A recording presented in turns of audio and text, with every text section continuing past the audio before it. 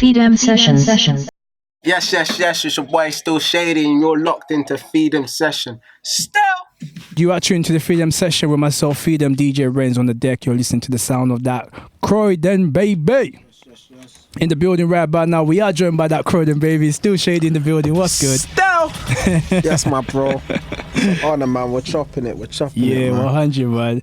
Bro, I always like to give people the opportunity to introduce themselves to people that may just like come across you like today. Like, who is Still Shady? How do you introduce yourself? I'm just a guy that talks and it sounds like it rhymes sometimes. Still. Sometimes. Only sometimes. If you listen clearly, if you listen carefully, you might hear it a lot more. But yeah, I'm a rapper and creative entrepreneur based in South London, Croydon. Recently paying homage to my hometown through my debut album that came through on the 23rd of August. But yeah, we're here, man. You get to know me just by me chatting away. I talk a lot still. Amazing, man. Yeah, my bro. Let's run us back in there. How did you get involved in music? Because like I think you were on certain platforms like way back that some people facts just hit us with that like I'm 23. I think I wrote my first song at 13, so a decade ago. Crazy process throughout. But yeah, man, my career kicked off officially or re-kicked off in December 2016. Okay. The rebranding, that's when I became a faith-based artist, when my faith was initiated. And yeah, since then I've just been trying to shine light through my story. Yeah, man. So, but way before that, music's still there if you want to dig for it. Yeah, you would have seen another aspect of Shady. The Shade, where I just kind of really glorify the aspects of my life that I no longer agree with. The gangsterism, the roles, the drug trafficking, all of the profanity that you hear in your secular scene today. I was indulged into that, but as you were hearing Croydon baby, the light came and the shade was manifested, and now we're here. Let's talk about the time the light actually came, because I know some people like sometimes they had the light from young, like they were just raised in a place where there was just lights all around. And some people they had to go through like a moment of darkness all around. That sounded fun. And then, and then all of a sudden they get hit with the light, and then something happens.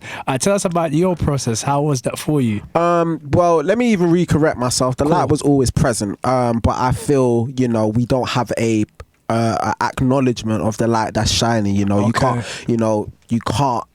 can't run from the light. The Psalms talks about it. Where can I go that my presence is not there?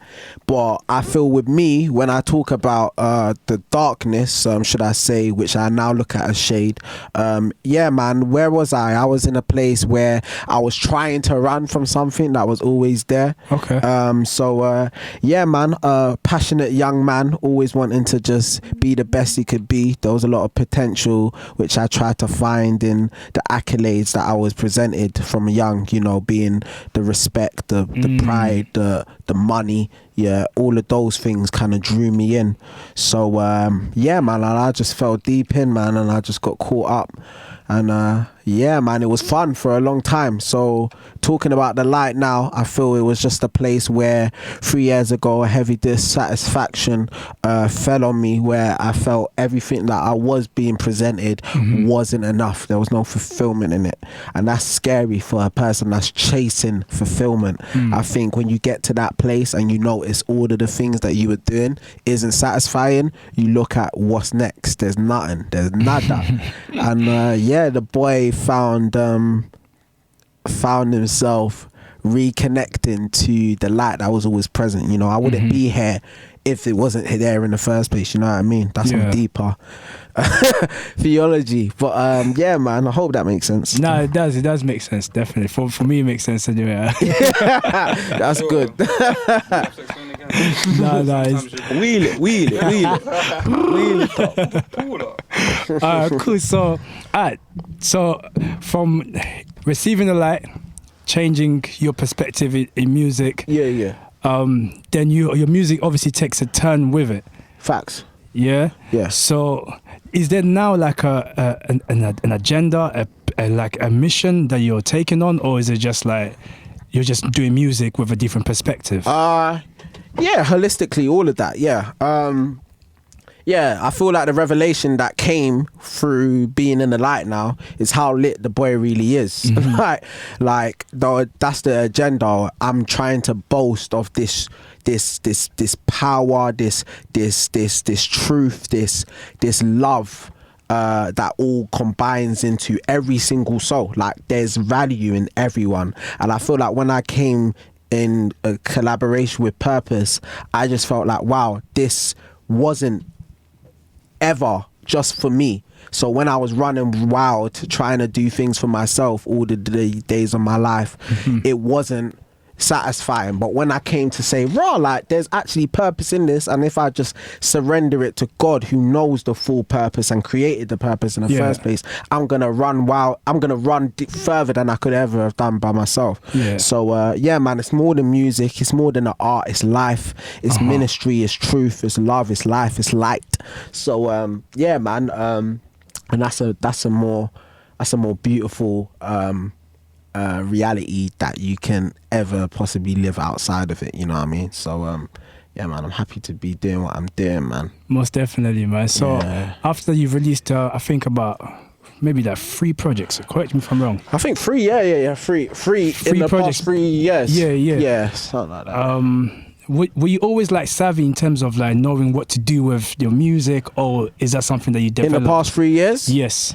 I feel like you can I always had a direction, always had a target, always had a destination I was trying to reach. But I feel as the journey goes for everyone, you know, there's redirections, there's diversions, there's recalculations through each and every checkpoint. So yeah, man, I've been learning a lot.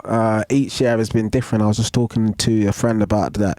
You know, where I'm at now, I wouldn't have actually expected it, just in terms of the lane and the way it's happening. Didn't even expect the album to come so soon. You see it. So that should answer your question in terms of I didn't anticipate this album at the start of 2019. The plan was just singles this year, bro. Like but each, and I've shared it before, like each and every time I went into the studio, I thought we had the single. God said, don't put it out, put it in the archive, put it in the folder. And then each and every time, man, I was just going studio after studio session and not releasing nothing. And I'm telling the team, like, I'm like, fam, this is why I'm spending all this peas. So that was my plan, but obviously his thoughts are greater. And he was just telling me to hold it, didn't know why. Until it got to a final day, like 3 months ago, sitting with my lead engineer, shout out Sid, where we were just looking at like 30 songs, and we were like, bro, I just felt the spirit say that's an album, you get me? I had to go through the motions of really downloading that in my thoughts. You see it? Yeah, so but yeah, man, it was sick, man, and it's fun, man. God's always got me on my toes, fam. I don't know what is going on next year, don't know, but I would like to know. I like to think what I know, but yeah, man, surprises, man. Yeah, man. I mean, so then the concept Croydon Baby comes from all these songs that you've got. Yes, sir. That was never like the intention, just like after you've... Nah, man, it was like it was quick revelation. Even there was a space of even being real, like, what we gonna call this thing? Like, even when I did see the 30 songs, at first it was a mixtape.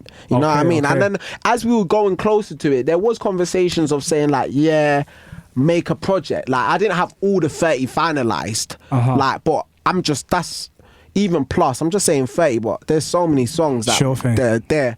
But yeah, as I approached it, I started saying, okay, maybe there's a project. And I spoke to the inner circle, and like we were chasing a project, but even in terms of the full clarity of what the project was, and it's just the debut, but you know, yeah, that was so interesting because I didn't have full clarity. But yeah, Croydon Baby came from what we saw and was forming, and it just made sense. Like, we wanted to pay homage. But funny enough, I'll tell you how I got the actual title. I remember I was doing a young little spring clean.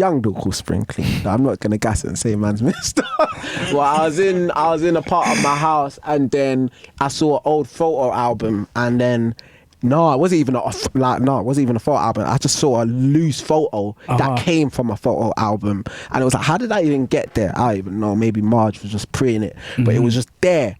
And bruv, God's been dropping things in my house, fam. Like the other day, I just saw a book, yeah, some crazy book. I don't know where it came from. It's just on my floor.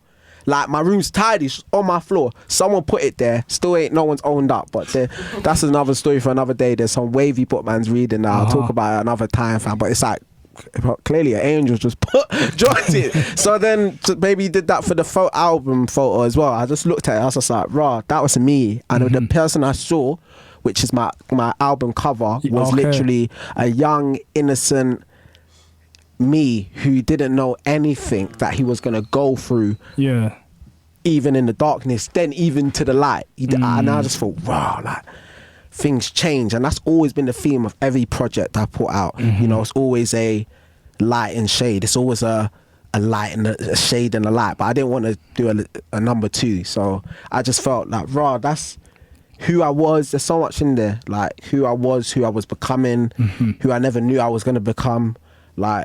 And I was just like, yeah, you're just that kid from Croydon. And it was just like, yeah, just right there and then I just knew that was going to be the name of the project, man. Yeah, I hear that, what I mean? What would you say, like, is the responsibility of a community for a young child that is growing up in a place where it might be just like, you know, filled with so much madness happening around? Yeah, what would you say the responsibility of a community is? Well, yeah, even as you say that, you know, there's an important quote that it takes a village to make a man.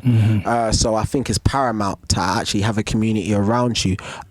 Your environment shapes the individual. You know, there was a famous quote that came from my family home. My mum always used to say, charity starts from home. Like, and it was like, it's crazy because what is your home? It might not even be the 4 walls that you sleep in at night.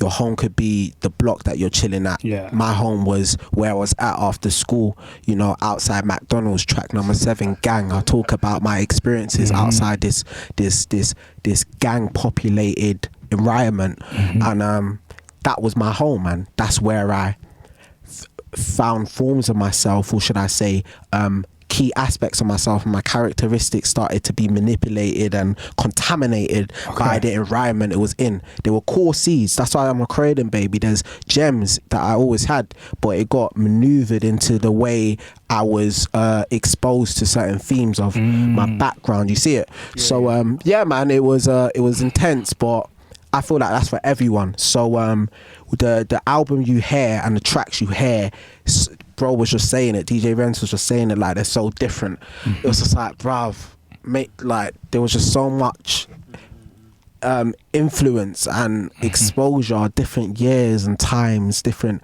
individuals, you know, that really just shine light and created it with me. So yeah, man, it's the environment's important, it's paramount. And now that we know that, everyone that just heard that, now you can shift and use that knowledge to apply it to the environment you're in. Maybe you're in a negative one. Now you can find yourself shifting into a more positive one, and just find your experiences as a fuel to make yourself who you're always supposed to be.